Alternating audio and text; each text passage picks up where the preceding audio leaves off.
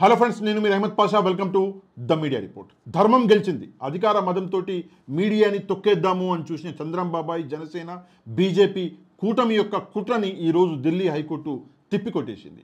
అధికారంలోకి రాగానే వాళ్ళ పచ్చ ఛానల్లే నడవాలి అని చెప్పేసి TV9, సాక్షి, ఎన్టీవీలని ఆంధ్రప్రదేశ్లో బ్యాన్ చేసింది ఆంధ్రప్రదేశ్ ప్రభుత్వం. అంటే చంద్రంబాబాయ్ బ్యాన్ చేసిండు. కాకపోతే దీనికి వ్యతిరేకంగా NBF, న్యూస్ బ్రాడ్కాస్టింగ్ ఫెడరేషన్ అన్నది ఢిల్లీ హైకోర్టుకి వెళ్ళింది. ఈరోజు ఢిల్లీ హైకోర్టు ఉత్తర్వులను జారీ చేసింది. ఏమని అన్నది అంటే, ఢిల్లీ హైకోర్టు స్టేట్ గవర్నమెంట్కి, అంటే రాష్ట్ర ప్రభుత్వానికి ఈ ఛానళ్ళని బ్యాన్ చేసే అధికారం అనేది లేదు. ఎందుకు అంటే ఈ ఛానళ్ళు ట్రై తోటి ఒప్పందంలో ఉన్నాయి కాబట్టి ఈ అధికారము రాష్ట్ర ప్రభుత్వానికి లేదు. ఇమ్మీడియట్గా రాష్ట్రంలో ఈ ఛానల్ని మళ్ళీ మొదలు పెట్టండి, స్టార్ట్ చేయండి అని చెప్పేసి ఢిల్లీ హైకోర్టు ఆర్డర్లు ఇవ్వడం జరిగింది. ఇది నిజంగానే ఒక పెద్ద ఆర్డర్. ఎందుకు అంటే అధికార మదంతో మేము ఏమన్నా చేస్తాము, రాష్ట్రంలో మా ప్రభుత్వం ఉన్నది, సెంట్రల్లో కూడా మా ప్రభుత్వం ఉన్నది, మమ్మల్ని ఆపేది ఎవరు అని చెప్పేసి విర్రవీగుతున్న ప్రభుత్వానికి ఢిల్లీ హైకోర్టు నిజంగానే ఒక చంపదెబ్బ అన్నది ఈరోజు కొట్టింది. ఎందుకంటే అందరికంటే ఎత్తులో ఉంటుంది జ్యుడిషియరీ. ఎవడు తప్పు చేసినా, ముఖ్యమంత్రి తప్పు చేసినా, చివరికి ప్రధానమంత్రి తప్పు చేసినా కూడా జ్యుడిషియరీ అన్నది ఎవరిని చూడదు. అరే ఈయన ముఖ్యమంత్రి, ఈయన ప్రధానమంత్రి అని చూడదు. ఎందుకంటే కోర్టు ముందల ప్రతి ఒక్కరూ ముద్దాయే.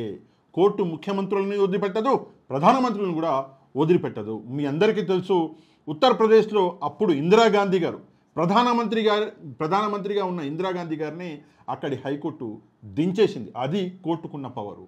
ఆ పవరు ఇంకోసారి ఈరోజు నిరూపించింది కోర్టు. కాకపోతే ఆంధ్రప్రదేశ్లో ప్రస్తుత పరిస్థితులు మనందరికీ ఎరికే. ప్రస్తుతం ఆంధ్రప్రదేశ్లో వైసీపీ కార్యకర్తలు, వైసీపీ నాయకుల మీద టీడీపీ లేదా కూటమి చేస్తున్న దుశ్చర్యలు ఏవైతే ఉన్నాయో, నిజంగా ఆ దుశ్చర్యలు చూస్తుంటే ఏడుపు. ఎందుకంటే నేను యూట్యూబ్లో ఆ వీడియోలు, ఆ ఫోటోలు ప్లే చేయలేను. ప్లే చేస్తే యూట్యూబ్ నా వీడియో అనేది తీసేస్తుంది. ఎందుకంటే యూట్యూబ్ టర్మ్స్ అండ్ కండిషన్స్ కొన్ని ఉంటాయి, వాటిని మనం పాటించాలి కంపల్సరీగా. అందుకే నేను ఆ వీడియోలు, ఫోటోలు అన్నది పోస్ట్ చేయలేను. కానీ నిజంగా పరిస్థితి దారుణాతి దారుణం. నిజంగా నేను ట్విట్టర్లో చూస్తున్నాను, ఆ వీడియోలు అనేది ట్విట్టర్లో వస్తున్నాయి. ఆ వీడియోలు చూసి నిజంగా కళ్ళల్లో నుంచి నీళ్ళు అనేది అప్పుడప్పుడు నాకు తెలియకుండానే అవి రాలిపోతున్నాయి. ఎందుకంటే ఆడవాళ్ళు, చిన్నపిల్లలను కూడా చూడకుండా దారుణాతి దారుణంగా చేస్తున్నారు. ఒకటి. రెండోది, వైసీపీని ఇబ్బంది పెట్టాలి, ఎట్లైనా ఇబ్బంది పెట్టాలి.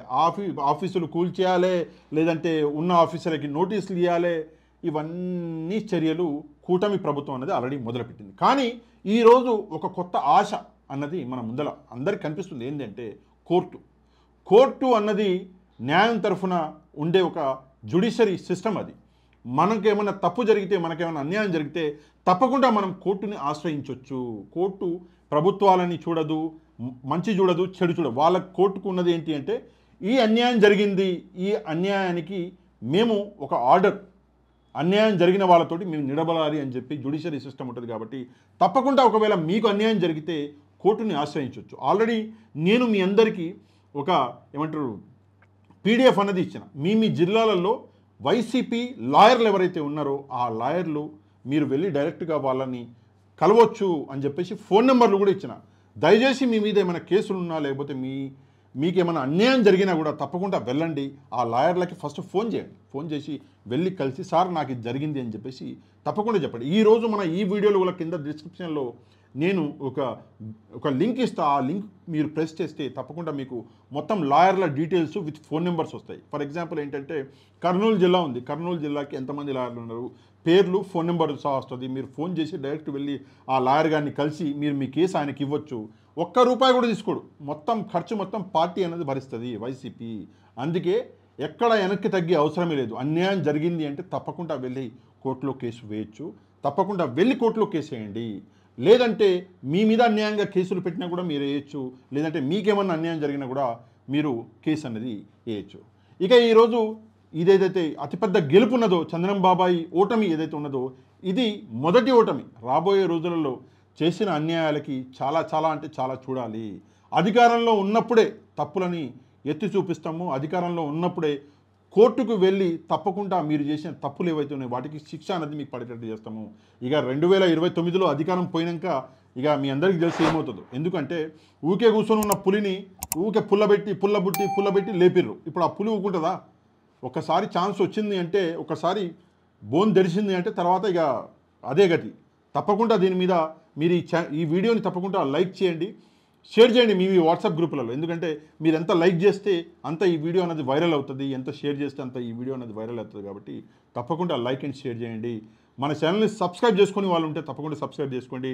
నెక్స్ట్ వీడియోలో మళ్ళీ కలుద్దాం. అంతవరకు థ్యాంక్ యూ వెరీ మచ్. జై హింద్.